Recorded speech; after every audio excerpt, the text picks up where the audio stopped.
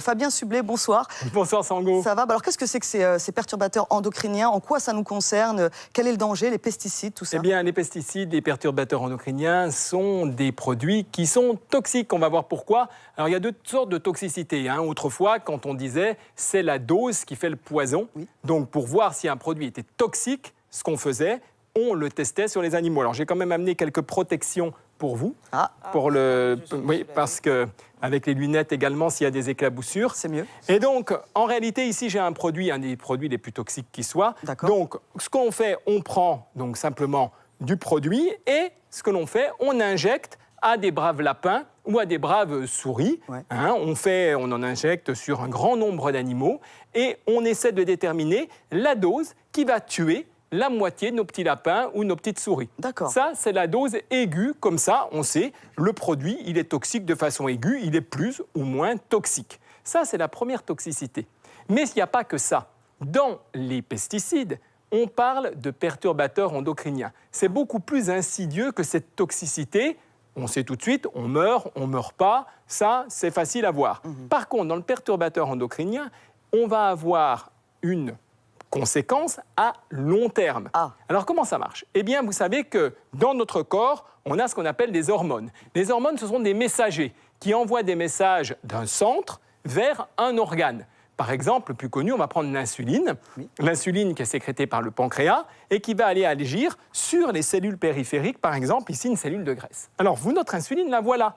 Elle se représente exactement comme une clé. C'est-à-dire que le pancréas sécrète l'insuline, l'insuline va aller sur la serrure qui se trouve sur la cellule graisseuse et cette insuline peut donc commander l'entrée ou la sortie de graisse dans la cellule.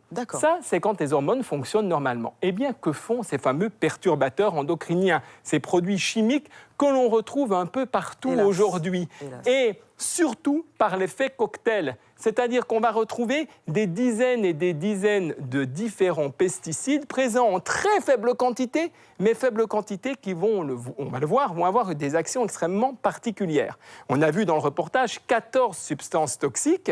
On peut avoir sur une pomme, quand elle est traitée, plus de 50 pesticides différents. Wow. Alors, eh bien, premier perturbateur endocrinien, premier système, le perturbateur endocrinien, il vient boucher la serrure. Vous comprendrez bien que l'insuline ne peut plus venir agir avec les conséquences que ça peut avoir. On sait aujourd'hui que tous ces pesticides et perturbateurs endocriniens ont une influence sur l'obésité. Par exemple, s'il n'y a plus de fonctionnement de l'insuline ou d'autres hormones, on peut devenir obèse. Autre sujet, les hommes. La fabrication des spermatozoïdes. Elle est commandée aussi par des hormones. Pareil, si au niveau du testicule, imaginons cette fois-ci que cette boule, ce soit un testicule. J'imagine bien, je sais pas pourquoi. On imagine un testicule. Donc, l'hormone en question, elle va avoir du mal à pénétrer et à faire fonctionner le système de fabrication des spermatozoïdes.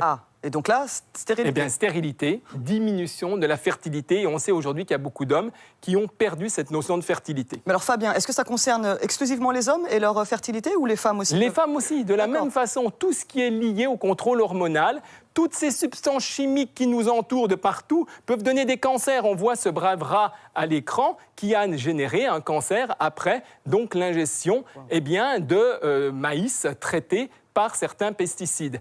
Donc on le voit aujourd'hui, on connaît les conséquences de ces perturbateurs endocriniens. Autre système, un perturbateur endocrinien peut avoir la même encoche de clé, la même empreinte de clé, mais transmettre un message complètement erroné. Un peu comme si on mettait une clé USB qui envoyait dans la cellule une information fausse. Par exemple, l'information « multiplie-toi ». Résultat, cancer. Cancer du testicule, cancer du sein, cancer des ovaires, cancer de toutes les cellules du corps qui sont liées à une régulation hormonale. Donc on le voit aujourd'hui, comment éviter ces perturbateurs endocriniens? C'est compliqué. On en est entouré de partout, très difficile. Alors, mesdames, autour de Fabien, vous avez déjà entendu parler des pesticides et de tout ce que ça peut créer chez nous. Est-ce que vous faites attention justement à votre consommation de fruits, de légumes? C'est un peu compliqué, parce que...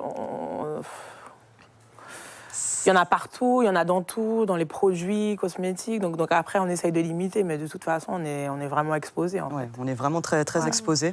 Oui, pareil, on lève beaucoup les fruits. Oui, j'essaye aussi. Et puis, autant que possible, j'essaie de consommer en tout cas les fruits et légumes, d'éplucher et de faire attention, peut-être d'aller voir des producteurs dont je sais qu'ils bio, qui ne produisent pas, qui n'utilisent pas des pesticides. C'est ça un petit peu la technique, Fabien, pour éviter d'être en contact? Eh bien, éviter en contact, c'est de se dire, voilà, comment je fais pour éviter d'être en contact avec tous les emballages. Vous savez que certains emballages dans les boîtes de conserve, par exemple, contiennent des phtalates. Donc, les boîtes de conserve, cette espèce de vernis qui est à l'intérieur de la partie métallique. Là, on sait qu'il y a des risques. On sait qu'il y a des risques sur les emballages. Par exemple, quand on achète des plats préparés, ne jamais les réchauffer au micro-ondes. On doit les mettre d'abord dans un plat en verre ou les mettre dans un plat qui supporte l'augmentation de température, car réchauffer un produit gras dans du plastique, on le voit. Là, j'ai cette boule en plastique, là, mon testicule ou alors ma cellule graisseuse, on voit c'est du plastique.